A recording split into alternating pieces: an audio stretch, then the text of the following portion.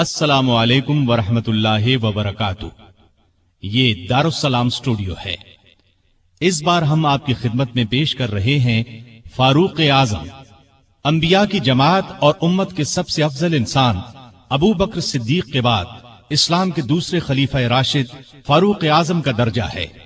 ان کی زندگی کے واقعات دلچسپ ترین انداز میں سنیے، آپ حیرت زدہ رہ جائیں گے۔ بہت سے ایسے واقعات بھی آپ سنیں گے جو اکثر کتابوں میں شامل نہیں ہیں۔ تو آئیے سنتے ہیں فاروق اعظم۔ پیشکش محمد طارق شاہ۔ اللہ تعالی کا ارشاد ہے، والذین آمنوا باللہ ورسلہ اولئک هم الصدیقون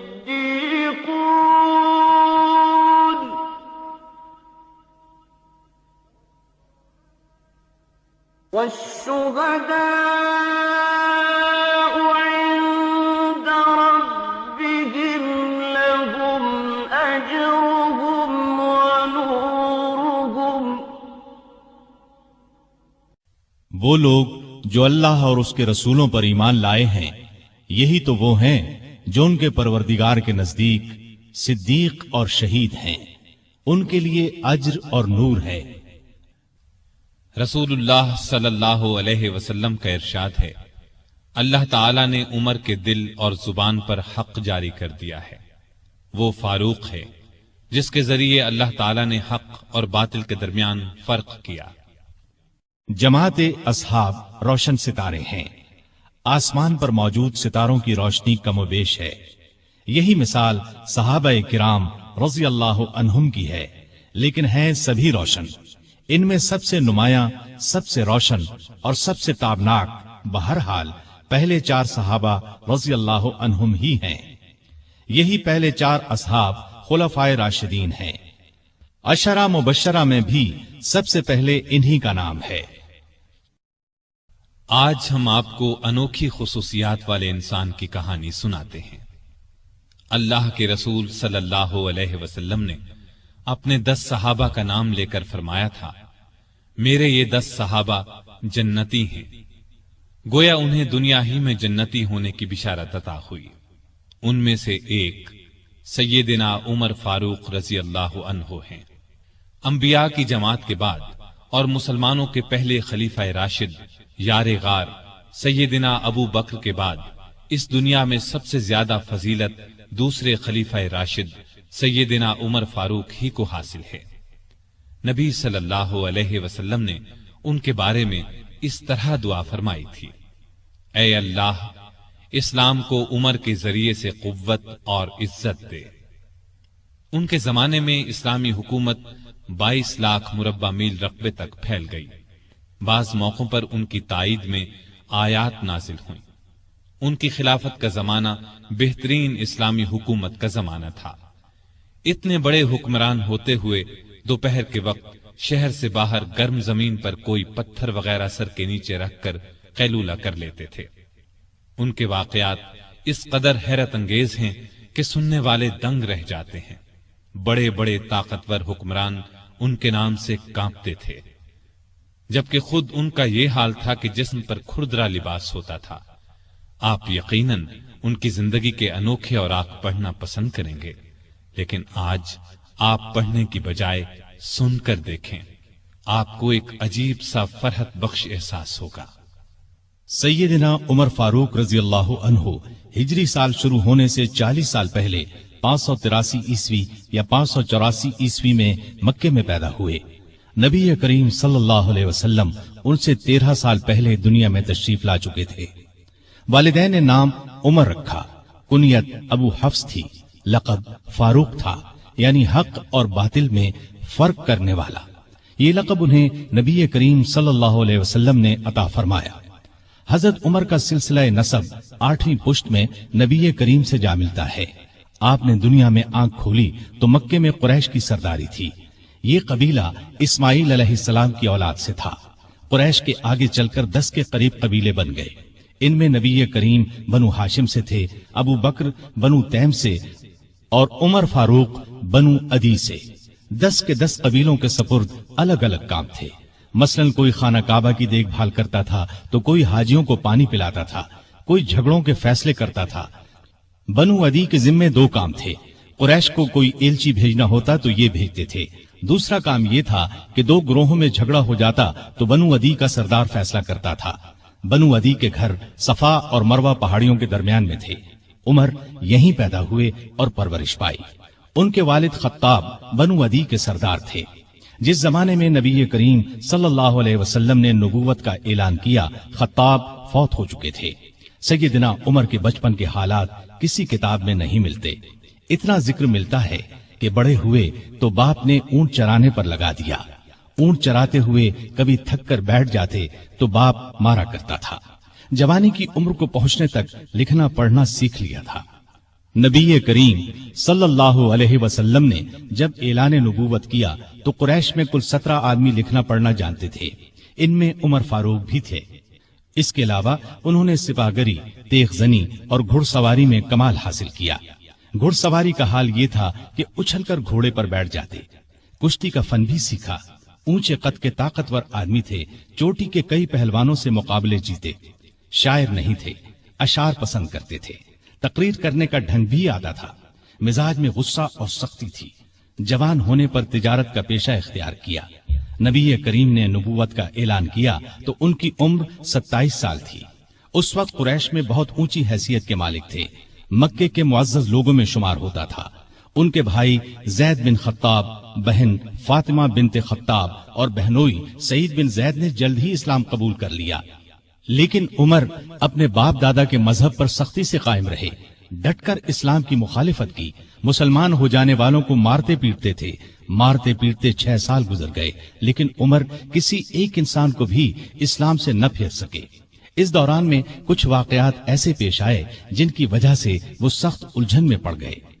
کبھی اسلام کی طرف مائل ہوتے، کبھی مسلمانوں کے خلاف نفرت محسوس کرتے۔ اس کی وجہ یہ تھی کہ رسول کریم صلی اللہ علیہ وسلم کے متعلق قریش کے کافروں نے مشہور کر رکھا تھا کہ وہ جادوگر ہیں۔ اس زمانے میں ایک روز انہوں نے رسول پاک صلی اللہ علیہ وسلم کو حرم شریف کے اندر نماز پڑھتے دیکھا تو وہ آپ کے پیچھے کھڑے ہو گئے۔ اس وقت آپ صلی اللہ علیہ وسلم قرآن پاک کی سورۃ الحاقہ کی بلند آواز میں تلاوت کر رہے تھے۔ اللہ کے کلام نے ان پر بہت اثر کیا۔ انہیں یقین ہو گیا کہ آپ نہ تو جادوگر ہیں اور نہ شاعر ہیں۔ دل میں اسلام کے لیے نرم گوشہ پیدا ہو گیا، لیکن باپ دادا کا مذہب چھوڑنے پر اب بھی تیار نہ ہوئے۔ قاسم بن عثمان کی روایت میں آیا ہے کہ ایک دن طبیعت نے جوش مارا، ارادہ کیا کہ جس ہستی کی وجہ سے وہ الجھن میں ہیں کیوں نہ انہیں ختم کر دیں۔ چنانچہ ننگی تلوار ہاتھ میں لے کر نکلے۔ راستے میں ایک مسلمان نعیم بن عبداللہ مل گئے۔ انہوں نے پوچھا، خیر تو ہے؟ ننگی تلوار لیے کہاں جا رہے ہیں؟ بولے، محمد کو قتل کرنے جا رہا ہوں۔ نعیم نے کہا کہ پہلے اپنے گھر کی خبر تو لیں، آپ کی بہن اور بہنوئی مسلمان ہو چکے ہیں۔ سیدنا عمر الٹے پاؤں بہنوئی کے گھر پہنچے۔ اس وقت ان کے بہنوئی سعید بن زید اور فاطمہ بنت خطاب کے گھر میں رسول اللہ صلی اللہ علیہ وسلم کے ایک صحابی خباب بن ارت بھی موجود تھے۔ خباب بن ارت انہیں قرآن سکھا رہے تھے۔ عمر نے دروازے پر دستک دی تو خباب گھر کے ایک حصے میں چھپ گئے۔ فاطمہ نے قرآن کے اوراق چھپا دیے، لیکن عمر تلاوت کی آواز سن چکے تھے۔ اندر پہنچ کر پوچھا، کیا پڑھ رہے تھے؟ مجھے معلوم ہوا ہے کہ تم مسلمان ہو چکے ہو، اپنے باپ دادا کے مذہب سے پھر گئے ہو۔ یہ کہہ کر انہوں نے دونوں کو مارنا پیٹنا شروع کر دیا۔ بہن کے سر پر ایک لکڑی ماری، ان کے سر سے خون بہ نکلا۔ اس وقت دونوں میاں بیوی کے منہ سے نکلا، ہاں اے عمر، ہم مسلمان ہو چکے ہیں، اللہ کے رسول پر ایمان لے آئے ہیں، تم سے جو ہو سکے کر لو، اسلام تو اب ہمارے دلوں سے نہیں نکل سکتا۔ عمر نے بہن کا خون دیکھا اور یہ الفاظ سنے تو غصہ ٹھنڈا ہو گیا۔ بولے، اچھا جو تم پڑھ رہے تھے مجھے دکھاؤ۔ بہن نے اوراق انہیں دے دیے، ان پر سورہ طٰہٰ لکھی تھی۔ انہوں نے اس کو پڑھا تو بے اختیار پکار اٹھے، واہ کتنا عمدہ اور اعلیٰ درجے کا کلام ہے۔ یہ سن کر خباب بن ارت بھی باہر نکل آئے۔ اور بولے، اے عمر، مجھے امید ہے اللہ تعالیٰ نے اپنے نبی کی دعا کو پوری کرنے کے لیے آپ کو چن لیا ہے۔ میں نے کل ہی نبی صلی اللہ علیہ وسلم کو یہ دعا کرتے سنا ہے، الہی ابو جہل یا عمر بن خطاب کے ذریعے سے اسلام کو قوت عطا کر۔ پس اے عمر، اللہ کی طرف آؤ، اللہ کی طرف آؤ۔ یہ سن کر سیدنا عمر فاروق نے کہا، مجھے محمد کے پاس لے چلو۔ نبی صلی اللہ علیہ وسلم اس وقت دار ارقم میں تھے۔ عمر رضی اللہ عنہ خباب بن ارت کے ساتھ کمر سے تلوار لٹکائے وہاں پہنچے۔ دروازے پر دستک دی۔ ایک صحابی نے اندر سے ایک جھری میں سے جھانک کر آپ صلی اللہ علیہ وسلم کو بتایا، باہر عمر تلوار کمر سے لٹکائے کھڑے ہیں، نہ جانے کس ارادے سے آئے ہیں۔ آپ کے چچا سیدنا حمزہ رضی اللہ عنہ بھی اس وقت وہاں موجود تھے۔ یہ بہت بہادر تھے، فوراً بولے، انہیں اندر آنے دو، نیک ارادے سے آئے تو ٹھیک، ورنہ انہی کی تلوار سے ان کا سر اڑا دوں گا۔ رسول اللہ صلی اللہ علیہ وسلم نے بھی فرمایا، انہیں آنے دو۔ چنانچہ دروازہ کھول دیا گیا۔ عمر اندر داخل ہوئے۔ آپ صلی اللہ علیہ وسلم اٹھ کر ان کی طرف بڑھے، ان کی چادر کو مٹھی میں دبا کر زور سے کھینچتے ہوئے فرمایا، خطاب کے بیٹے، تم کس ارادے سے آئے ہو؟ سیدنا عمر رضی اللہ عنہ نے عرض کیا، اے اللہ کے رسول، میں اللہ اور اس کے رسول پر ایمان لانے کے لیے حاضر ہوا ہوں۔ اس پر آپ صلی اللہ علیہ وسلم نے زور سے اللہ اکبر فرمایا۔ باقی مسلمانوں نے بھی اللہ اکبر کا نعرہ لگایا۔ اب عمر رضی اللہ عنہ نے کلمہ پڑھا، پھر بولے، اے اللہ کے رسول، کیا ہم حق پر نہیں ہیں؟ آپ نے فرمایا، اس ذات کی قسم جس کے قبضے میں میری جان ہے، تم لوگ حق پر ہو۔ یہ سن کر سیدنا عمر فاروق نے عرض کیا، جب ہم حق پر ہیں اور کافر غلط راستے پر، تو پھر اپنا دین کیوں چھپائیں؟ آپ نے فرمایا، اے عمر، ابھی ہماری تعداد تھوڑی ہے اور تم دیکھ رہے ہو کہ ہم کن حالات سے گزر رہے ہیں۔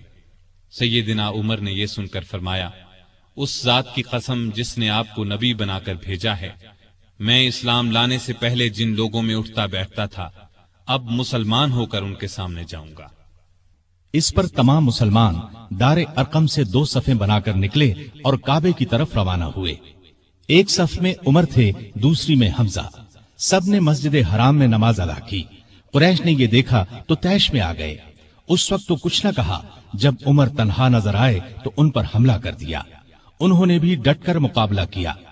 آخر کافر انہیں چھوڑ کر چلے گئے۔ یہ واقعہ نبوت کے 6 سال پیش آیا۔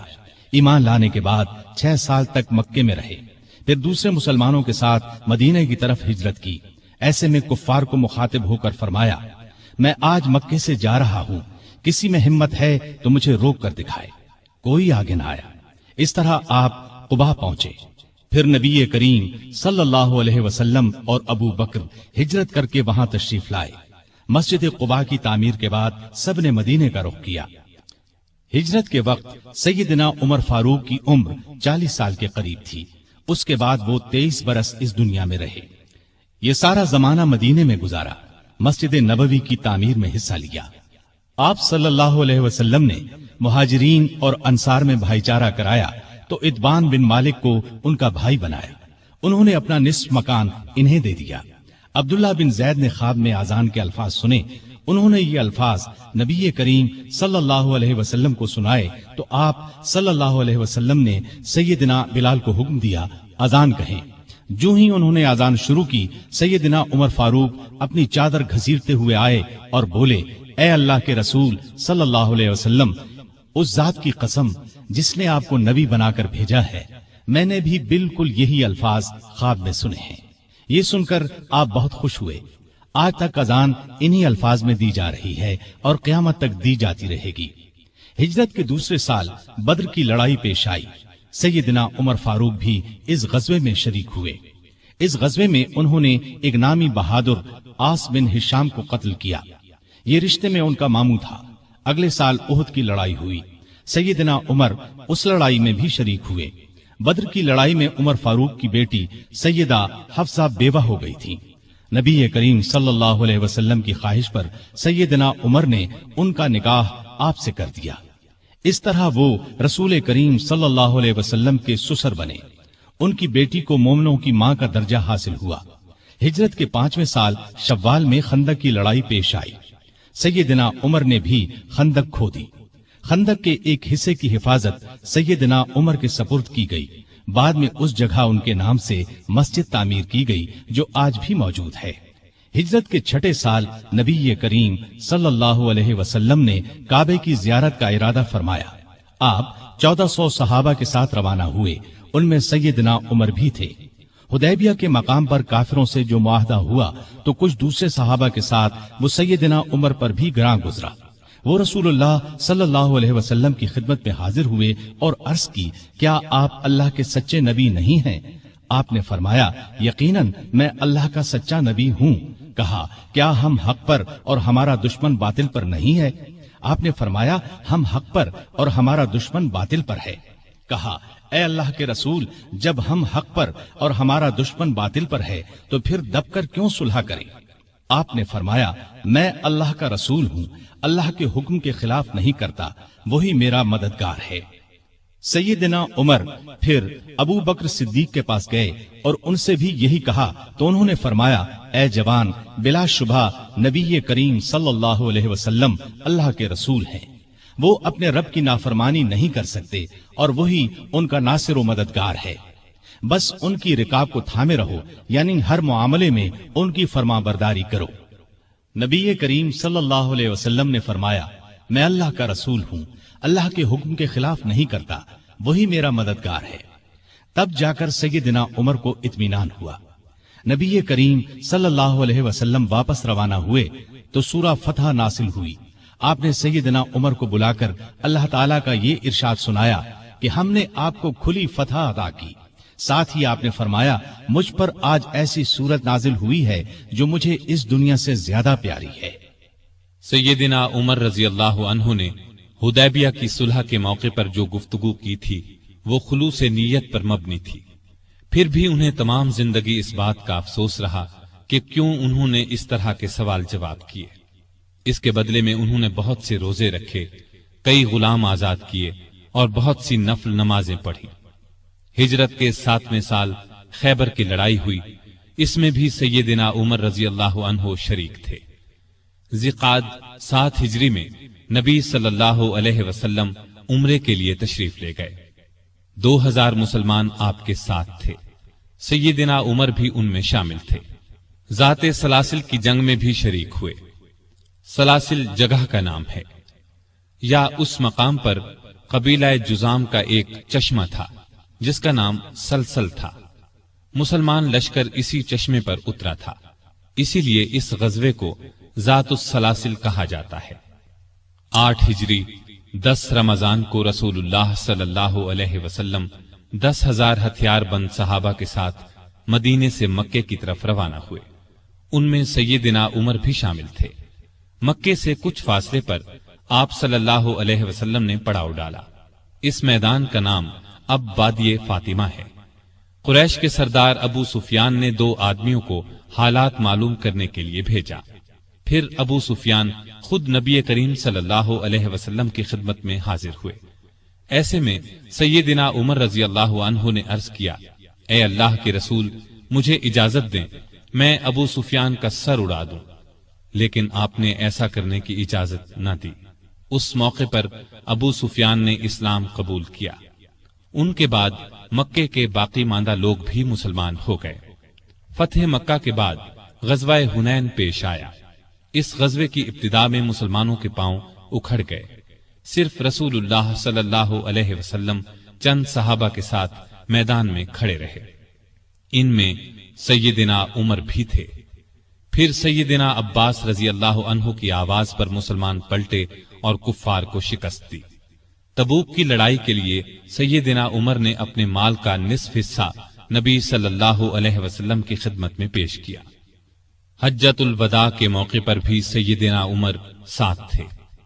इस हज के बाद ही आप सल्लल्लाहु अलैहि वसल्लम इस दुनिया से रुखसत हुए। सफर 11 हिजरी में आप सल्लल्लाहु अलैहि वसल्लम ने उसामा बिन जैद को इस्लामी लश्कर का सिपाह सालार मुकर्रर किया और हुक्म दिया कि जाकर रूमियों से मूता की लड़ाई का बदला ले।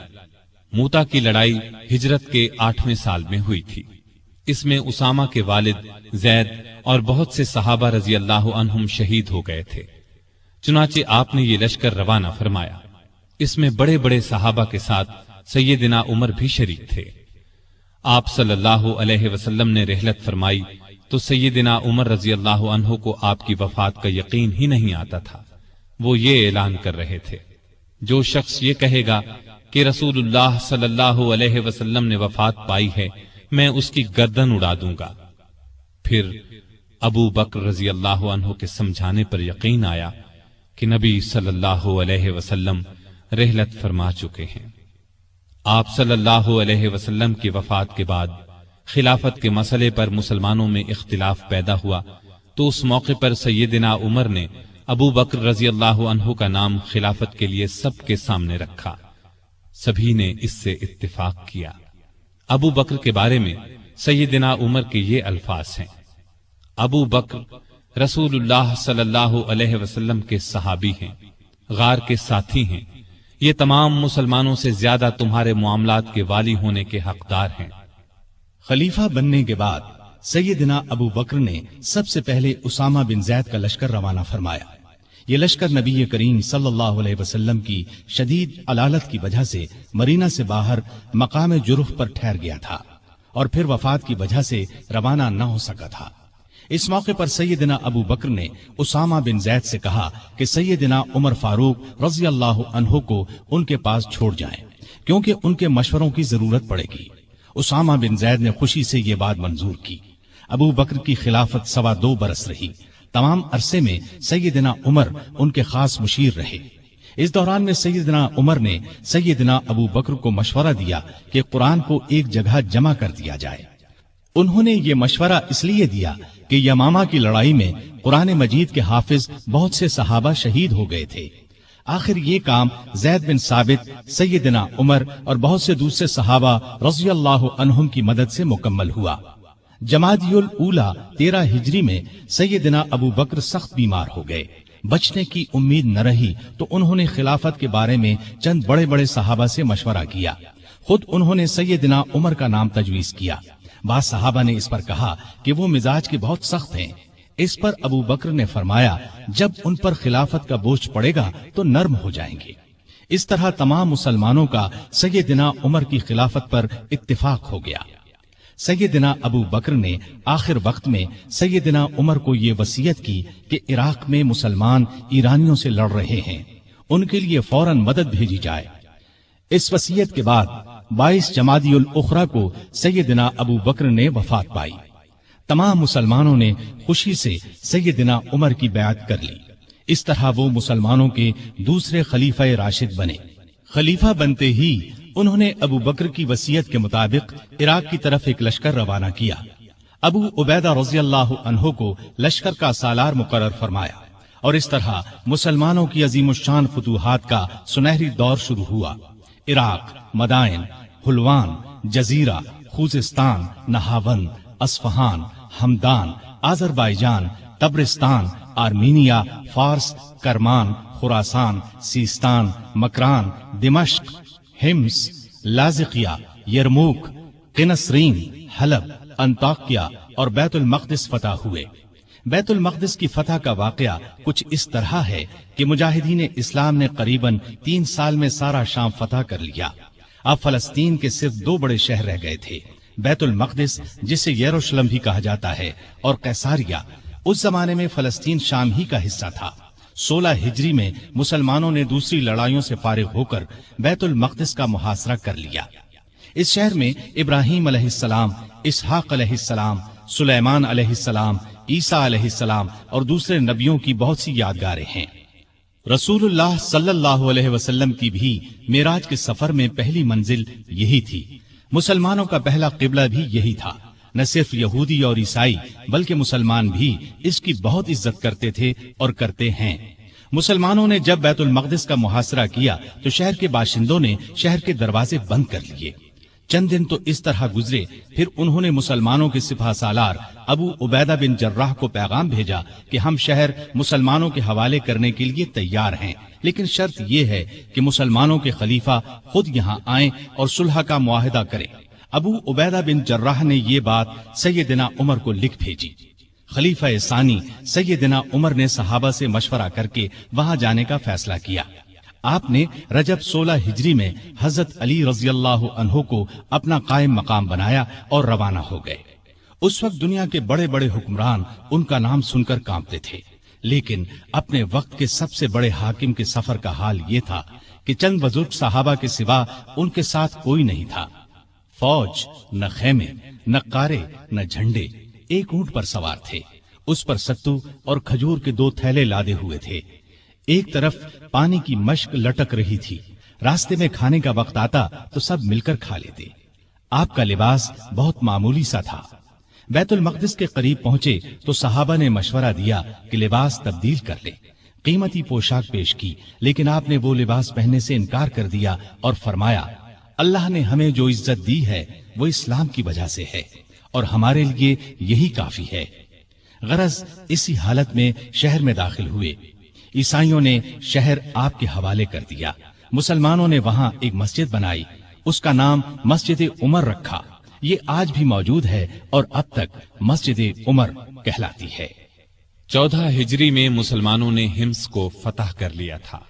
17 हिजरी को रोम के बादशाह हिरकल ने हिम्स मुसलमानों से छीनने के लिए समुंदर के रास्ते फौज भेजी। इस फौज ने हिम्स का मुहासरा कर लिया। जजीरे के लोगों ने भी हिरकल को ऐसा करने पर उकसाया था।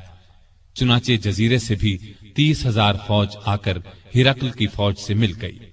सैयदना अबू उबैदा बिन जर्राह रजी अल्लाह अन्हु ने इन हालात की इत्तिला सैयदना उमर फारूक को भेजी तो उन्होंने उनकी मदद के लिए मजीद फौज रवाना की। दूसरी तरफ सुहैल बिन अदी की सरकर्दगी में एक फौज जजीरे की तरफ रवाना कर दी। खुद भी मदीने से चलकर दिमश्क आ गए ताकि नजदीक से तमाम हालात पर नजर रख सकें। सुहैल बिन अदी जजीरे की तरफ बढ़े तो जजीरे से हिम्स की तरफ रवाना होने वाली फौज को अपने घर की फिक्र पड़ गई। वो हिरकल की फौज का साथ छोड़कर वापस जजीरे चले गए। उधर अबू उबैदा बिन जर्राह ने खालिद बिन वलीद के मशवरे से शहर से निकलकर हिरकल की फौज पर हमला कर दिया। घमसान की लड़ाई के बाद रोमियों ने बदतरीन शिकस्त खाई। 4000 रोमियों ने इस्लाम कबूल कर लिया, 4000 मारे गए और बाकी भाग निकले। इस लड़ाई के बाद फिर कभी हिरकल को शाम पर चढ़ाई की जुर्रत न हुई। 18 हिजरी में इराक में ताउन की वबा फैली। इसमें बड़े बड़े सहाबा फौत हो गए। चंद एक के नाम ये हैं। अबू उबैदा बिन जर्राह जो मुसलमानों की फौज के सिपा सालार भी थे, मुआज बिन जबल रजी अल्लाह अन्हु, यजीद बिन अबी सुफियान रजी अल्लाह अन्हु, शुराहबील बिन हसना रजी अल्लाह अन्हु और कई बड़े बड़े सहाबा इस वबा में फौत हुए। दौरे फारूकी में अरब में कहत पड़ा। ऐसे में सैयदना उमर ने रियाय की खबरगिरी में दिन रात एक कर दिया।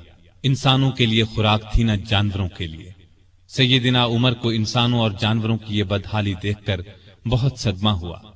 उन्होंने बैतुल माल में जितना गल्ला था सब मुसलमानों में तकसीम कर दिया। जो नकदी थी वो भी मुसलमानों में तकसीम कर दी। तमाम सूबों के हाकिमों को खत लिखे कि फौरन ज्यादा से ज्यादा गल्ला रवाना करो। चुनाचे अबू उबैदा बिन जर्राह ने शाम के इलाके से 4000 ऊंट गले से लदे हुए भेजे। अम्र बिन आस ने मिस्र से समुंदर के रास्ते बहरी जहाज रवाना किए। उनमें हर जहाज पर 6000 मन गल्ला लदा हुआ था। जब ये जहाज मदीने की करीबी बंदरगाह पर पहुंचे तो सैयदना उमर खुद उन्हें देखने के लिए बंदरगाह पहुंचे। गल्ले को हिफाजत से रखने के लिए बंदरगाह में 2 बड़े बड़े मकान बनवाए। दूसरे सूबों से भी बहुत सा गल्ला पहुंच गया। गल्ले की तकसीम का ये इंतजाम किया कि बहुत से रजिस्टर बनवाए। उनमें कहत का शिकार होने वालों के नाम दर्ज किए गए। हर एक नाम के साथ उनकी जरूरत के मुताबिक गले की मिकदार लिखी गई। फिर हर शख्स को पर्ची दी गई। उस पर सैयदना उमर की मोहर होती थी। इस पर्ची के मुताबिक उन्हें रोजाना गल्ला दिया जाता। اس کے علاوہ سیدنا عمر ہر روز 20 اونٹ اپنے سامنے ذبح کرواتے اور ان کا گوشت پکوا کر لوگوں کو کھانا کھلاتے۔ اس طرح ہزاروں آدمی روزانہ سیدنا عمر رضی اللہ عنہ کے دسترخوان پر کھانا کھاتے۔ غلے کے علاوہ لوگوں میں کپڑے اور کھجوریں بھی تقسیم کی جاتی، اور خود اپنا یہ حال تھا کہ اس زمانے میں گوشت، دودھ اور گھی کھانا بالکل چھوڑ دیا تھا، اکثر بھوکے رہتے یا عام لوگوں کے ساتھ خود بھی کھاتے۔ اس طرح اس کا اثر آپ کے جسم پر پڑا۔ لوگ انہیں دیکھتے اور کہتے، اگر قحط دور نہ ہوا تو رعایا کا غم انہیں مار ڈالے گا۔ ایک دن ایک شخص سے پانی مانگا، اس کے پاس شہد تھا، اس نے وہی پیش کر دیا۔ آپ نے شہد پینے سے انکار کر دیا اور فرمایا، قیامت کے دن اگر مجھ سے پوچھا گیا کہ لوگ روٹی کو ترس رہے تھے اور تو شہد کھاتا تھا تو میں کیا جواب دوں گا؟ ایسا بھی ہوا کہ گھی کا برتن اور آٹے کی بوری اٹھواتے اور جہاں کہیں بھوکوں کا مجمع نظر آتا اپنے خادم کی مدد سے کھانا تیار کرواتے اور انہیں کھلاتے۔ دیہاتوں میں جاتے، وہاں اونٹ ذبح کرتے، گوشت، آٹا اور کپڑے لوگوں میں تقسیم کرتے۔ قحط کے دنوں میں سخت بے چین رہتے اور دعا کرتے تھے، اے اللہ، میرے عملوں کی وجہ سے محمد صلی اللہ علیہ وسلم کی امت کو تباہ نہ کر۔ لوگوں کا خیال اس قدر تھا کہ فرمایا کرتے تھے، اگر دریائے فرات کے کنارے ایک کتا بھی بھوکا مر گیا تو اللہ کے سامنے مجھے اس کا جواب دینا ہوگا۔ وہ خود اور لوگ رو رو کر بارش کی دعائیں کرتے تھے۔ آخر ایک دن نبی صلی اللہ علیہ وسلم کے چچا عباس رضی اللہ عنہ اور دوسرے مسلمانوں کو لے کر نکلے اور نہایت عاجزی سے ان الفاظ میں دعا کی، اے اللہ، پہلے تو ہم اپنے نبی صلی اللہ علیہ وسلم کے وسیلے یعنی نبی کی دعا کے وسیلے سے تجھ سے دعا کیا کرتے تھے، اب ہم تجھ سے اپنے نبی کے چچا کے وسیلے یعنی چچا کی دعا کے وسیلے سے دعا کرتے ہیں کہ ہم پر بارش نازل فرما۔ ابھی یہ دعا ہو رہی تھی کہ آسمان پر بادل چھا گئے اور ایسی موسلا دھار بارش ہوئی کہ ہر طرف پانی ہی پانی نظر آنے لگا۔ اس بارش نے خشک کھیتوں میں جان ڈال دی اور قحط دور ہو گیا۔ بیت المقدس کی فتح کے بعد شام میں قیصاریہ کا شہر باقی رہ گیا تھا، اس پر ابھی تک رومیوں کا قبضہ تھا۔ بحیرہ روم کے ساحل پر ایک بہت بڑا شہر تھا۔ یہ مہم امیر معاویہ کے سپرد کی گئی، انہوں نے شہر کو فتح کیا۔ 80,000 رومیوں میں سے بہت کم زندہ بچے۔ اب پورے شام پر اسلام کا جھنڈا لہرانے لگا۔ اس زمانے میں مصر کا ملک بھی رومی حکومت کے ماتحت تھا۔ 18 ہجری میں حضرت عمر نے حضرت عمرو بن عاص رضی اللہ عنہ کو 4000 کا لشکر دے کر مصر روانہ کیا۔ مصر کا حاکم مقوقس تھا، اس نے بے تحاشا فوج جمع کر لی، قلعہ بھی حد درجے محفوظ تھا۔ ان حالات کی خبر عمرو بن عاص نے سیدنا عمر کو دی تو انہوں نے 10,000 فوج اور بھیجی اور ان کے ساتھ بزرگ صحابی زبیر بن عوام کو سالار مقرر کیا۔ ان کے ہاتھ پر قلعہ فتح ہوا۔ اس کے بعد اسکندریہ کی باری آئی۔ اسکندریہ کی فتح کے بعد سیدنا عمر نے عمرو بن عاص کو مصر کا گورنر مقرر کیا۔ دریائے نیل مصر کا ایک بہت بڑا دریا تھا۔ تاریخ میں ہے کہ ایک دن بہت سے مصری عمرو بن عاص کے پاس آئے اور کہا، اس سال دریائے نیل میں پانی بہت کم رہ گیا ہے، ہماری فصلیں برباد ہو رہی ہیں۔ پرانے زمانے سے یہ رسم چلی آ رہی ہے کہ جب دریا میں پانی کم ہو جائے تو ہم ایک مقررہ تاریخ کو ایک کنواری لڑکی چن لیتے ہیں، اس کے والدین کی مرضی سے اسے نہایت قیمتی زیور اور کپڑے پہنا کر دلہن کی طرح بنا دیتے ہیں، پھر اسے دریائے نیل میں گرا دیتے ہیں۔ اس طرح دریا میں پانی چڑھ جاتا ہے، ارد گرد کے تمام علاقے سیراب ہو جاتے ہیں۔ اگر آپ اجازت دیں تو ہم یہ رسم ادا کریں۔ عمرو بن عاص نے کہا، یہ تو بڑی ظالمانہ رسم ہے۔ جواب میں انہوں نے کہا، اگر آپ نے ہمیں یہ رسم ادا کرنے کی اجازت نہ دی تو ملک میں قحط پڑ جائے گا، ہم تباہ ہو جائیں گے۔ عمرو بن عاص نے فرمایا، تم لوگ نادان ہو، اللہ کے حکم کے بغیر دریا میں پانی ہرگز کم یا زیادہ نہیں ہو سکتا۔ اسلام ایسی فضول رسموں کو مٹانے کے لیے آیا ہے۔ میں تمہیں ایک بے گناہ لڑکی پر ظلم کرنے کی اجازت نہیں دوں گا۔ مصری مایوس ہو کر لوٹ گئے۔ اتفاق سے دریا میں پانی کم ہو گیا، لوگ قحط کے ڈر سے وطن چھوڑنے کی تیاری کرنے لگے۔ सैयदना अम्र बिन आस ने ये सारा किस्सा सैयदना उमर को लिख भेजा।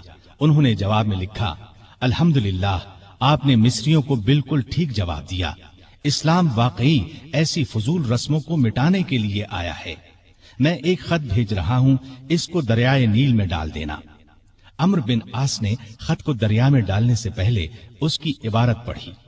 उसके अल्फाज ये थे, ए नील, अगर तू अपने इख्तियार से बह रहा है तो मत बह, और अगर तू अल्लाह ताला के हुक्म से बह रहा है तो मैं अल्लाह ताला के हुजूर दुआ करता हूं कि वो तुझे पहले की तरह ज्यादा पानी के साथ जारी कर दे। ये रुका दरिया में डाल दिया गया। दूसरे दिन जब मिस्र के लोग सोकर उठे तो उन्होंने अल्लाह की कुदरत का अजीब नजारा देखा। दरिया का पानी कई गज ऊपर चढ़ गया था, किनारों से निकलकर इर्द गिर्द के इलाकों को सैराब कर रहा था। इतना ज्यादा पानी इसमें कभी नजर नहीं आया था। ये नजारा देखकर हजारहा मिस्री मुसलमान हो गए और वो जालिमाना रस्म हमेशा के लिए खत्म हो गई। सैयदना उमर रजी अल्लाह अन्हु के दौर में इस्लामी हुकूमत 22 लाख मुरब्बा मील तक फैल गई। इसमें अरब के अलावा इराक, ईरान, मिस्र, फलस्तीन, बहरैन, आर्मीनिया, आजरबाईजान, सीस्तान वगैरह बहुत से मुल्क शामिल थे। इतने बड़े मुल्क का इंतजाम सैयदना उमर ने बहुत खूबी से किया। इस्लामी सल्तनत को सूबों में तकसीम कर दिया, फिर हर सूबे को बहुत से जिलों में तकसीम किया। आमतौर पर एक सूबे में 10 से लेकर 20 तक जिले होते थे। मुल्क का इंतजाम सहाबा किराम रजी अल्लाह अन्हुम के मशवरे से करते थे। मशवरा करने के लिए उन्होंने एक मजलिस बनाई।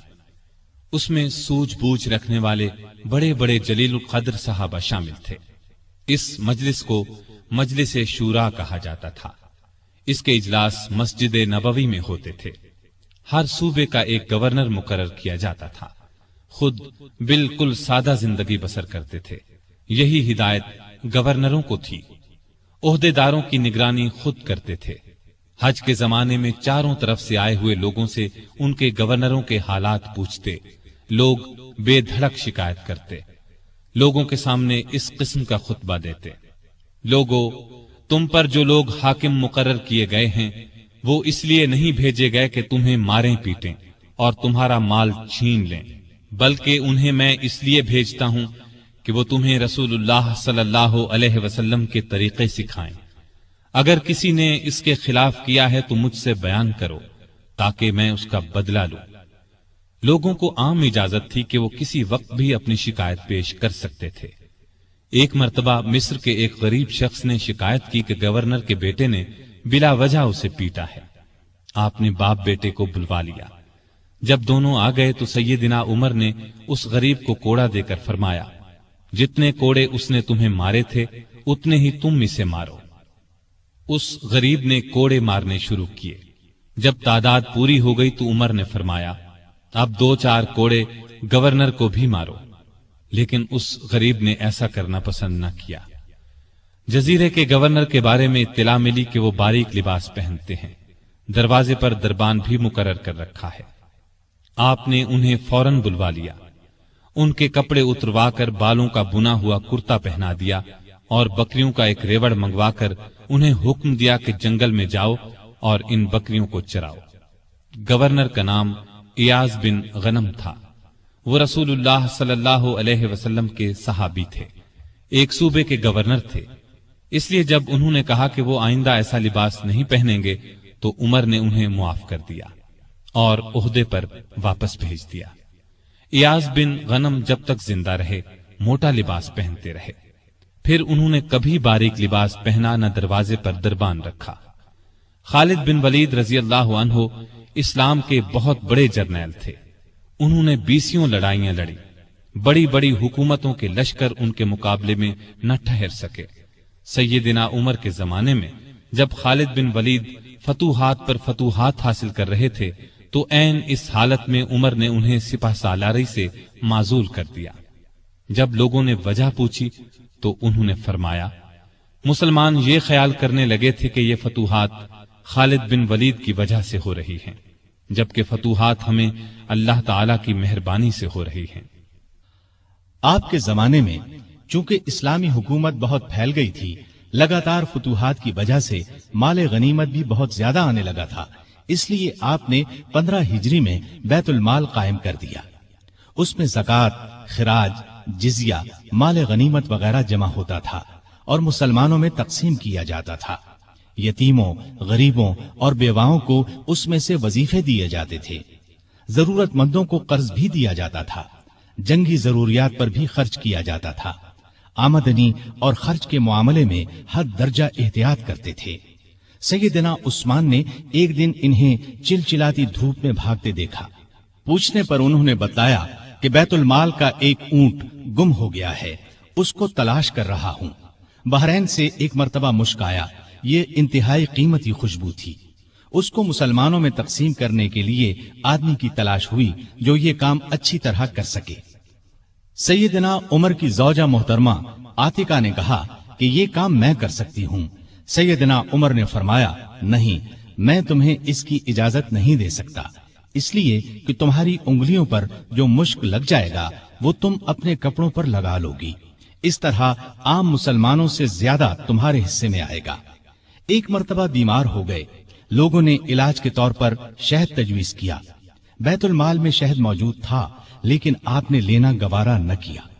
آخر لوگوں کو جمع کیا گیا، جب سب نے اجازت دے دی تب شہد دیا۔ آپ نے عدل و انصاف کا بہترین نمونہ دنیا کو دکھایا۔ اللہ سے ڈرنے والے قاضی مقرر کیے، ان کی تنخواہیں مقرر کی، انہیں حکم دیا کہ تمام فیصلے قرآن اور حدیث کے مطابق کیے جائیں۔ قرآن اور حدیث میں حکم نہ ملے تو جس رائے پر عالموں کا اتفاق ہو اس کے مطابق فیصلہ دیا جائے۔ انہوں نے کوفہ میں شریح کو قاضی مقرر کیا، ان کے فیصلے بہت مشہور ہوئے۔ امیر المومنین کے خلاف بھی فیصلے دے دیتے تھے۔ سیدنا علی نے بھی انہیں اپنے دور میں قاضی کے عہدے پر قائم رکھا۔ قبیلہ غسان کے بادشاہ جبلہ نے اسلام قبول کر لیا۔ وہ حج کرنے کے لیے آیا، اس کی چادر پر ایک غریب بدو کا پاؤں آ گیا۔ اس نے بدو کو زور سے تھپڑ دے مارا، بدو کی ناک کی ہڈی ٹوٹ گئی۔ وہ سیدنا عمر کی خدمت میں حاضر ہو گیا، انصاف کا طلبگار ہوا۔ سیدنا عمر نے جبلہ کو بلا بھیجا، وہ حاضر ہوا تو آپ نے اسے کہا، تم نے اس غریب مسلمان سے زیادتی کی ہے، لہذا بدلہ دو۔ یہ غریب تمہیں اس جگہ تھپڑ مارے گا جس جگہ اس کے منہ پر تھپڑ لگا ہے۔ ہاں، اگر تم اس سے معافی مانگ لو اور یہ معاف کر دے تو اور بات ہے۔ جبلہ نے کہا، مجھے ایک دن کی مہلت دی جائے تاکہ میں غور کر سکوں۔ جبلہ کو ایک دن کی مہلت مل گئی۔ وہ وہاں سے فرار ہو کر شام چلا گیا اور دوبارہ عیسائی مذہب اختیار کر لیا۔ ایک مرتبہ حج کے موقع پر ایک شخص نے گورنر کی شکایت کی کہ اس نے مجھے بے قصور 100 کوڑے مارے ہیں۔ سیدنا عمر رضی اللہ عنہ نے شکایت درست پائی تو حکم دیا، تم بھی اسے 100 کوڑے مارو۔ ایک عیسائی کسان نے شکایت کی کہ اس کے کھیتوں سے مسلمان فوج گزری ہے جس سے اس کا نقصان ہوا ہے۔ آپ نے بیت المال سے اسے 10,000 درہم دینے کا حکم دیا۔ سیدنا عمر فاروق نے عام لوگوں کو منع کر دیا کہ وہ شریعت کے کسی مسئلے پر اپنا فیصلہ دیں۔ اس کام کے لیے انہوں نے فتوے جاری کرنے کا محکمہ قائم کیا۔ فتوے دینے والے بزرگوں کے نام یہ ہیں: سیدنا عثمان، سیدنا علی، سیدنا عبد الرحمن بن عوف، سیدنا ابی بن قعب، سیدنا معاذ بن جبل، سیدنا زید بن ثابت، سیدنا ابو درداء، سیدنا ابو ہریرہ رضی اللہ تعالی عنہم۔ سیدنا عمر رضی اللہ تعالی عنہ نے پولیس کا محکمہ قائم کیا۔ رعایا کی خبر گیری رکھنے کے لیے راتوں کو گشت لگایا کرتے تھے۔ ملک شام کے سفر سے لوٹ رہے تھے کہ ایک بڑھیا نظر آئی۔ اس سے پوچھا کہ بڑی بھی عمر کے بارے میں کچھ معلوم ہے؟ وہ بولی، ہاں، سنا ہے شام گیا ہوا ہے، اللہ اس سے سمجھے، آج تک اس نے مجھے پھوٹی کوڑی تک نہیں دی، اسے معلوم نہیں میں کتنی تنگی سے گزارا کر رہی ہوں۔ سیدنا عمر نے یہ سن کر فرمایا، بڑی بھی تم نے جا کر عمر کو اپنا حال بتایا؟ بڑھیا نے کہا، اگر اسے رعایا کا حال معلوم نہیں تو خلافت کیوں کرتا ہے؟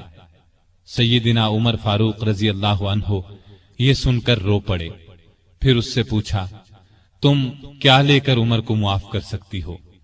اس نے کہا، اگر مجھے 25 دینار مل جائیں تو معاف کر دوں گی۔ آپ نے اسی وقت اسے 25 دینار دے دیے۔ وہ خوش ہو کر دعائیں دینے لگی، اللہ عمر کو معاف کرے، اس پر اپنی رحمت نازل کرے۔ بعد میں سیدنا عمر رضی اللہ عنہ نے اس کا وظیفہ مقرر فرما دیا۔ ایک رات گشت کے دوران میں چند بچوں کے رونے کی آواز سنی۔ معلوم ہوا کہ بچے بھوکے ہیں اور ماں نے انہیں بہلانے کے لیے ہانڈی میں صرف پانی ڈال کر آگ جلا رکھی ہے۔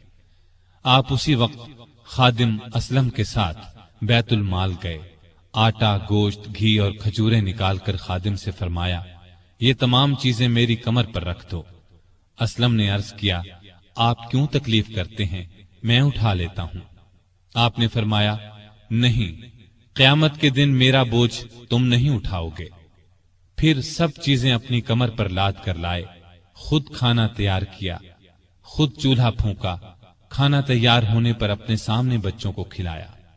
انہوں نے پیٹ بھر کر کھایا، پھر اچھلنے کودنے لگے۔ سیدنا عمر انہیں اچھلتے کودتے دیکھتے اور خوش ہوتے رہے۔ عورت نے ان سے کہا، اللہ تمہیں نیک بدلہ دے، امیر المؤمنین بننے کے لائق تو تم ہو، نہ کہ سیدنا عمر۔ سیدنا عمر فاروق رضی اللہ عنہ یہ سن کر مسکرائے، پھر واپس مدینہ آئے اور اس عورت کا وظیفہ مقرر کر دیا۔ ایک روز شام کے وقت مدینے کے باہر ایک قافلہ اترا۔ سیدنا عمر نے عبد الرحمن بن عوف رضی اللہ عنہ کو ساتھ لیا اور رات بھر قافلے کا پہرا دیتے رہے۔ ایک قافلے میں ایک ننھے بچے کو روتے دیکھا تو اس کی ماں پر ناراض ہوئے کہ بچے کو دودھ کیوں نہیں پلاتی۔ وہ آپ کو پہچانتی نہیں تھی، کہنے لگی، امیر المؤمنین نے حکم دیا ہے کہ جب تک بچے ماں کا دودھ پیتے رہیں بیت المال سے ان کا وظیفہ مقرر نہ کیا جائے۔ میں اس کا دودھ چھڑا رہی ہوں تاکہ وظیفہ لگ جائے۔ یہ ہے اس کے رونے کی وجہ۔ سیدنا عمر یہ سن کر روئے، پھر اعلان کر دیا کہ جس دن کوئی بچہ پیدا ہوگا اس کا وظیفہ اسی دن سے مقرر ہو جائے گا۔ ایک مرتبہ لوگوں کو کھانا کھلا رہے تھے، ایک شخص کو بائیں ہاتھ سے کھانا کھاتے دیکھا۔ نزدیک جا کر اس سے کہا، دائیں ہاتھ سے کیوں نہیں کھاتے؟ اس نے کہا، میرا دایاں ہاتھ موتا کی لڑائی میں کٹ گیا تھا۔ یہ سن کر سیدنا عمر رونے لگے، اس کے پاس بیٹھ گئے اور بولے، افسوس، تمہیں وضو کون کراتا ہوگا؟ پھر اس کی خدمت کے لیے ایک خادم دیا اور ضرورت کی چیزیں اس کے گھر بھجوائیں۔ ایک رات گشت کے دوران میں ایک عورت کی آواز سنی۔ وہ اپنی بچی سے کہہ رہی تھی، دودھ میں پانی ملا دے۔ بیٹی نے یہ سن کر کہا، ماں، امیر المؤمنین کا حکم ہے کوئی دودھ میں پانی نہ ملائے۔ ماں نے یہ سن کر کہا، باتیں نہ بنا، پانی ملا۔ امیر المؤمنین کون سا دیکھ رہے ہیں؟ لڑکی نے کہا، امیر المؤمنین تو نہیں دیکھ رہے، مگر اللہ تو دیکھ رہا ہے۔ سیدنا عمر نے ماں بیٹی کی یہ گفتگو سنی تو اپنے خادم سے کہا، اس گھر کو اچھی طرح پہچان لو۔ دوسرے دن ان کے بارے میں پتہ کروایا۔ انہیں لڑکی کی ایمانداری اس قدر پسند آئی کہ اپنے بیٹے عاصم کے لیے رشتہ مانگ لیا۔ اس طرح یہ شادی ہوئی۔ بنو امیہ کے عمر بن عبدالعزیز رحمت اللہ علیہ اسی خاتون کے نواسے تھے۔ انہیں عدل و انصاف، سادگی، پرہیزگاری کی وجہ سے دوسرا عمر کہا جاتا ہے۔ ان کا دور بہترین دور ہوا۔ مدینے کی ایک بے سہارا اندھی عورت کے گھر کی صفائی امیر المومنین خود کیا کرتے تھے۔ رسول اللہ صلی اللہ علیہ وسلم کے ایک صحابی سعید بن یربوک کی آخری عمر میں بینائی جاتی رہی۔ ان کے لیے ایک خادم مقرر کیا جو انہیں مسجد تک لاتا تھا۔ راستہ چلتے ایک عورت نے سیدنا عمر فاروق کو روک لیا اور کہا، میں رسول اللہ صلی اللہ علیہ وسلم کے صحابی خفاف بن ایما کی بیٹی ہوں۔ شوہر فوت ہو گیا ہے، چھوٹے چھوٹے بچے ہیں، کوئی زمین بھی نہیں ہے، بچوں کو گھر میں چھوڑ کر محنت مزدوری بھی نہیں کر سکتی کہ بچوں کو کوئی نقصان نہ پہنچ جائے۔ حضرت عمر نے اس کی پوری بات توجہ سے سنی اور فرمایا، تم تھوڑی دیر یہیں ٹھہرو۔ یہ کہہ کر گھر گئے۔ واپس لوٹے، ایک موٹے تازے اونٹ پر بہت سا سامان لدا ہوا ساتھ لائے۔ اس پر کپڑے اور نقد رقم بھی تھی۔ اس عورت سے فرمایا، یہ اونٹ لے جاؤ، جب ختم ہو جائے تو بتا دینا۔ جہاد پر جانے والے مسلمانوں کے گھر والوں کا بہت خیال رکھتے تھے. ان کے گھروں میں جا کر ان کی عورتوں سے کہتے تمہیں بازار سے کچھ منگوانا ہو تو میں لا دیتا ہوں. بیوہ عورتوں کا پانی بھر دیتے.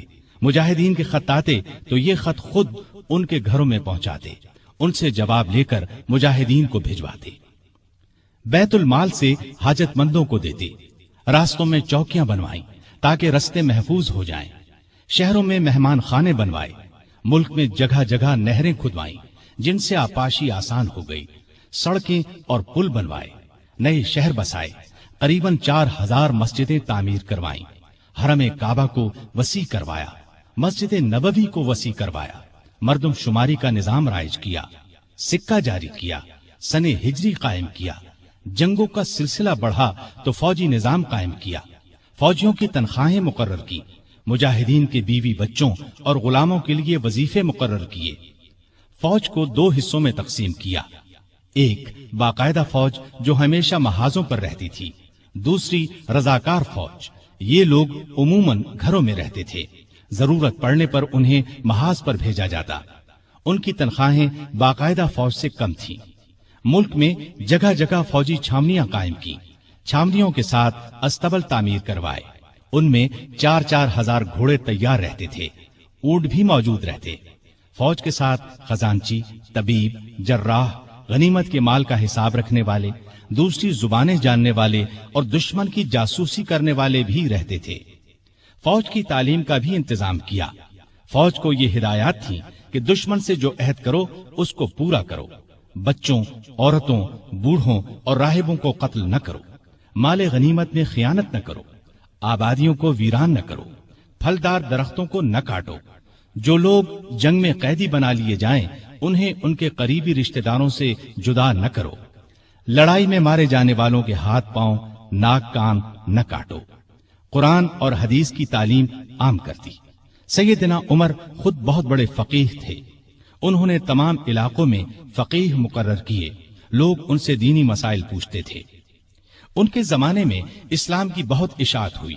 غیر مسلموں سے اچھے سلوک کی وجہ سے بھی اسلام بہت تیزی سے پھیلا. انصاف کا دامن کسی قیمت پر نہیں چھوڑتے تھے. شام میں مسلمانوں کو مسجد بنانے کے لیے ایک زمین کی ضرورت پیش آئی. زمین ایک یہودی کی تھی. مسلمانوں نے زمین اس سے خریدنا چاہی لیکن یہودی نے انکار کر دیا. مسلمانوں نے زبردستی زمین پر قبضہ کر کے مسجد بنا لی. یہودی نے سیدنا عمر سے شکایت کی. سیدنا عمر فاروق نے حکم دیا کہ مسجد ناجائز طریقے سے بنائی گئی ہے. اسلام اس کی اجازت نہیں دیتا. مسجد کو گرا کر زمین یہودی کو دے دی جائے. چنانچہ زمین یہودی کو واپس دے دی گئی. اس نے اس جگہ اپنا مکان بنا لیا. سیدنا عمر فاروق رضی اللہ عنہ دعا کیا کرتے تھے کہ اے اللہ مجھے اپنی راہ میں شہادت نصیب فرما. مجھے اپنے رسول کے شہر میں موت دے. خلافت کی 11ویں سال اللہ تعالیٰ نے ان کی یہ دونوں دعائیں پوری کر دیں. ذی الحج 23 ہجری میں حج کے لیے مکہ گئے. آپ جب حجر اسود کو بوسہ دیتے تو کہتے تھے اے حجر اسود، میں جانتا ہوں کہ تو ایک پتھر ہے. تو نہ نفع دے سکتا ہے اور نہ نقصان. اگر میں نے رسول اللہ صلی اللہ علیہ وسلم کو تیرا بوسہ لیتے ہوئے نہ دیکھا ہوتا تو میں تیرا بوسہ نہ لیتا. یہ سیدنا عمر کی توحید کا کمال نمونہ ہے. حج سے فارغ ہو کر اس مہینے کی آخری تاریخوں میں واپس لوٹے. جمعے کے دن مسجد میں خطبہ دیا جو بہت طویل تھا. اس میں لوگوں کو بہت نصیحتیں کی. اس خطبے میں اپنے ایک خواب کا ذکر کیا اور فرمایا میں سمجھتا ہوں میری موت کا وقت آ پہنچا ہے. اس کے ساتھ ہی خلافت کے بارے میں کچھ ایسی باتیں بیان کی جن سے معلوم ہوتا تھا کہ آئندہ ہونے والے خلیفہ کے بارے میں پریشان ہیں. مدینے میں مغیرہ بن شعبہ کا ایک غلام تھا. یہ ایرانی تھا، اچھا کاریگر تھا. اس کا نام ابو لؤلؤ فیروز تھا. ایک دن سیدنا عمر سے شکایت کی کہ میں دن بھر کام کر کے جو کچھ کماتا ہوں میرا آقا اس میں سے بہت زیادہ رقم لے لیتا ہے، اس میں کمی کرا دیں. سیدنا عمر نے پوچھا تم کون سا کام جانتے ہو؟ اس نے کہا میں لوہار بھی ہوں، بڑھئی بھی ہوں اور بیل بوٹے بھی بنانا جانتا ہوں. سیدنا عمر نے دریافت کیا، تمہارا آقا تم سے روزانہ کتنی رقم لیتا ہے؟ اس نے کہا 2 درہم روزانہ۔ اس پر سیدنا عمر نے فرمایا، تم جو کام جانتے ہو اس کے مقابلے میں تو یہ رقم زیادہ معلوم نہیں ہوتی۔ اس پر ابو لؤلؤ ناراض ہو کر چلا گیا۔ اگلے دن ابو لؤلؤ فجر کی نماز سے پہلے مسجد میں چھپ کر بیٹھ گیا۔ سیدنا عمر لوگوں کو نماز پڑھانے لگے تو اس نے کونے سے نکل کر 2 دھاری خنجر سے امیر المؤمنین پر 6 وار کیے اور پھر صفوں میں کھڑے مسلمانوں کو زخمی کرتا باہر بھاگا، لیکن مسلمانوں نے پکڑ لیا۔ اس پر اس نے وہی خنجر اپنے پیٹ میں جھونک لیا اور مر گیا۔ ادھر امیر المؤمنین شدید زخمی ہو گئے۔ انہوں نے عبد الرحمن بن عوف رضی اللہ عنہ کا ہاتھ پکڑ کر اپنی جگہ کھڑا کر دیا، خود زمین پر گر پڑے۔ لوگوں نے نماز سے فارغ ہو کر دیکھا، جن مسلمانوں کو ابو لؤلؤ نے زخمی کیا تھا ان میں سے 7 دم توڑ چکے تھے، باقی بہت زیادہ زخمی نہیں ہوئے تھے۔ البتہ سیدنا عمر کی حالت نازک تھی۔ ایسے میں انہوں نے عبداللہ بن عباس سے پوچھا، مجھے کس نے مارا ہے؟ انہوں نے بتایا، مغیرہ بن شعبہ کے غلام ابو لؤلؤ نے۔ یہ سن کر فرمایا، اللہ کا شکر ہے، میری موت کسی ایسے شخص کے ہاتھ سے نہیں ہوئی جو اسلام کا دعویٰ کرتا ہو۔ لوگ انہیں اٹھا کر گھر لائے، دودھ پلایا گیا تو وہ زخموں کے راستے باہر آ گیا۔ اب سب کو یقین ہو گیا کہ امیر المؤمنین کا آخری وقت آ پہنچا ہے۔ لوگ غم سے نڈھال ہو گئے، ان سے ملنے کے لیے آنے لگے۔ ایک نوجوان ایسے میں ملنے آیا، اس نے کہا، اے امیر المؤمنین، آپ اللہ کی بشارت سے خوش ہو جائیں۔ آپ ان اصحاب میں سے ہیں جو بہت پہلے اسلام لائے اور رسول اللہ کے ساتھی بنے۔ خلیفہ بنائے گئے تو آپ نے انصاف سے کام لیا، پھر آخر آپ کو شہادت نصیب ہو گئی۔ یہ سن کر سیدنا عمر نے فرمایا، اے بھتیجے، اللہ کرے یہ چیزیں میرے گناہوں کے برابر برابر ہی ہو جائیں، مجھے کوئی عذاب ہو نہ ثواب۔ مطلب ان کے کہنے کا یہ تھا کہ بس عذاب سے بچ جاؤں۔ وہ نوجوان واپس جانے لگا تو سیدنا عمر فاروق رضی اللہ عنہ کی نظر اس کی چادر پر پڑی جو زمین کو چھو رہی تھی۔ اس نازک حالت میں بھی انہیں شریعت کا اس قدر پاس تھا کہ فرمایا، اس نوجوان کو واپس بلاؤ۔ اسے واپس ان کے سامنے لایا گیا تو فرمایا، اے بھتیجے، اپنا تہبند اونچا باندھو، اس سے کپڑا بھی صاف رہے گا اور تمہارے رب کے نزدیک یہ پرہیزگاری کی بات بھی ہے۔ سیدنا ابن عباس رضی اللہ عنہ نے ان کا مرتبہ اور نیکیاں بیان کی تو فرمایا، اللہ کی قسم، اگر میرے پاس دنیا بھر کا سونا ہوتا تو اس سے پہلے کہ میں اللہ کے عذاب کو دیکھوں میں اسے اللہ کی راہ میں دے دیتا، یعنی عذاب کے خوف سے سارا سونا خیرات کر دیتا۔ اس کے بعد اپنے بیٹے عبداللہ کو بلایا، ان سے پوچھا کہ مجھ پر کتنا قرض ہے۔ انہوں نے حساب لگا کر بتایا 86,000 درہم۔ اس پر انہیں کچھ ہدایات دی۔ آخر میں فرمایا، اس قرض کو میری طرف سے ادا کر دینا۔ اس کے بعد فرمایا، ام المومنین عائشہ صدیقہ رضی اللہ تعالی عنہا کے پاس جاؤ اور کہو، عمر بن خطاب آپ کو سلام کہتا ہے اور اپنے 2 ساتھیوں یعنی نبی کریم صلی اللہ علیہ وسلم اور ابو بکر کے ساتھ دفن ہونے کی اجازت چاہتا ہے۔ عبداللہ بن عمر عائشہ صدیقہ کی خدمت میں حاضر ہوئے۔ وہ اس وقت سیدنا عمر کے صدمے میں رو رہی تھیں۔ ان کا پیغام سن کر فرمایا، یہ جگہ میں نے اپنی قبر کے لیے رکھی تھی، لیکن اپنے آپ پر عمر کو ترجیح دیتی ہوں۔ سیدنا عبداللہ یہ جواب سن کر واپس آئے اور سیدنا عمر کو ان کا جواب بتایا۔ آپ نے اللہ کا شکر ادا کیا، پھر فرمایا، میں مر جاؤں تو میرا جنازہ اٹھا کر وہاں لے جانا اور انہیں سلام کر کے ایک بار پھر عرض کرنا، عمر بن خطاب اجازت طلب کرتا ہے، اگر اجازت دے دیں تو مجھے اندر لے جا کر دفن کر دینا، اور اگر انکار کر دیں تو عام مسلمانوں کے قبرستان میں دفن کر دینا۔ حالت جب زیادہ نازک ہو گئی تو فرمایا، خلافت کا حقدار عثمان، علی، زبیر، عبد الرحمن بن عوف اور سعد بن ابی وقاص رضی اللہ عنہم سے زیادہ کسی کو نہیں سمجھتا۔ رسول اللہ صلی اللہ علیہ وسلم بھی وفات تک ان سے خوش تھے۔ ان میں سے جسے خلیفہ چن لیا جائے اس کی اطاعت کرنا۔ پھر اپنے بعد ہونے والے خلیفہ کو وصیت کی کہ مہاجرین اور انصار سے اچھا سلوک کرنا، جو لوگ ہماری پناہ میں آ گئے ان کی جانوں اور مالوں کی حفاظت کرنا، ان سے کیے ہوئے ہر عہد کو پورا کرنا۔ آپ 27 ذی الحج 23 ہجری کو زخمی ہوئے۔ 3 دن بعد یکم محرم 24 ہجری کو وفات پائی اور شہادت کے درجے پر فائز ہوئے۔ اس وقت عمر 63 سال تھی۔ جنازہ چارپائی پر رکھا گیا تو چاروں طرف لوگ جمع ہو گئے۔ سیدنا علی رضی اللہ عنہ آئے تو فرمایا، اللہ آپ پر رحم فرمائے، آپ نے کوئی ایسا شخص نہیں چھوڑا کہ اللہ کے سامنے جانے کے لیے مجھے اس کے عمل آپ کے عمل سے زیادہ پسند ہو۔ اللہ کی قسم مجھے امید تھی کہ اللہ آپ کو آپ کے دونوں ساتھیوں کے ساتھ رکھے گا، اس لیے کہ میں اکثر رسول اللہ صلی اللہ علیہ وسلم کو اس طرح فرماتے ہوئے سنا کرتا تھا، میں گیا اور ابو بکر و عمر گئے، میں داخل ہوا اور ابو بکر و عمر داخل ہوئے، میں نکلا اور ابو بکر و عمر نکلے۔ جنازہ حضرت صہیب رضی اللہ عنہ نے پڑھایا۔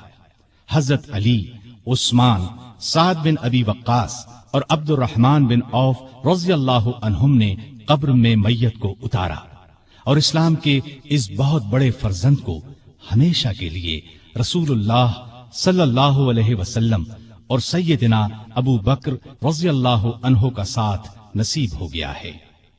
سیدنا عمر رضی اللہ عنہ نے کئی شادیاں کی، ان سے 8 یا 9 لڑکے، 4 یا 5 لڑکیاں ہوئیں۔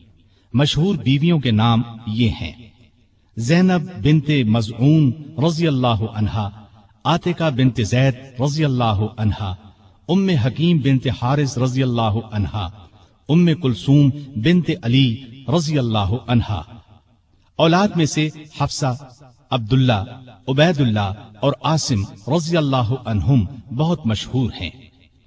حفصہ رضی اللہ عنہا کو رسول اللہ صلی اللہ علیہ وسلم کی پاک بیویوں میں شامل ہونے کا شرف حاصل ہے، وہ ام المومنین کہلائی۔ آپ میں اللہ کا خوف انتہا کو پہنچا ہوا تھا، عبادت کا شوق بھی بے حد تھا، راتوں کو جاگ کر نفل پڑھا کرتے تھے۔ قرآن کریم کی جن آیات میں قیامت کا ذکر ہے ان کو پڑھتے وقت بہت روتے۔ تراویح کی نماز کو انہوں نے باجماعت کرایا، ان کے دور سے آج تک تراویح باجماعت ادا کی جاتی ہے۔ آپ میں بردباری حد درجے کی تھی، دوسروں کی نکتہ چینی کو صبر اور حوصلے سے برداشت کرتے تھے۔ آپ نے ایک وقت میں کبھی دسترخوان پر 2 سالن جمع نہ کیے۔ رسول اللہ صلی اللہ علیہ وسلم اور ابو بکر رضی اللہ عنہ کا بھی یہی معمول تھا۔ نبی کریم صلی اللہ علیہ وسلم سے آپ کو انتہا درجے کی محبت تھی۔ آپ صلی اللہ علیہ وسلم پر اپنی جان قربان کرنے کے لیے ہر دم تیار رہتے تھے۔ کوئی رسول اللہ صلی اللہ علیہ وسلم کی شان میں ذرا سی گستاخی کرتا تو اس کی گردن اڑانے پر تیار ہو جاتے۔ ایک بار سیدنا عمر فاروق رضی اللہ عنہ نے فرمایا، اے اللہ کے رسول، مجھے آپ سے اپنی جان سے بھی زیادہ محبت ہے۔ نبی کریم صلی اللہ علیہ وسلم نے سیدنا عمر فاروق رضی اللہ عنہ کو دنیا ہی میں جنتی ہونے کی بشارت دی۔ سیدنا عمر فاروق رضی اللہ عنہ کے چند اقوال یہ ہیں: بزرگ بننے کے لیے علم حاصل کرو۔ جو آدمی خود کو عالم کہے وہ جاہل ہے، جو خود کو جنتی کہے وہ جہنمی ہے۔ جس سے تمہیں نفرت ہے اس سے ڈرتے رہو۔ بڑھاپے سے پہلے جوانی اور موت سے پہلے بڑھاپے کو غنیمت جانو۔ سب سے بری آوازیں 2 ہیں، نوحہ اور راگ یعنی گانا۔ کم بولنا دانائی، کم کھانا صحت، کم سونا عبادت اور عام لوگوں سے کم ملنا عافیت ہے۔ توبہ کی تکلیف سے گناہ کا چھوڑنا آسان ہے۔ برا چاہنے والوں کی دوستی سے پرہیز کرنا ضروری ہے۔ جو عیب سے واقف کرے وہ دوست ہے، اور جو اس پر تعریف کرے وہ ایسا ہے جیسے دوسرے کو ذبح کر دیا جائے۔ سلامتی گمنامی میں ہے۔ اللہ تعالی سیدنا عمر فاروق رضی اللہ عنہ پر رحمت فرمائے، آمین۔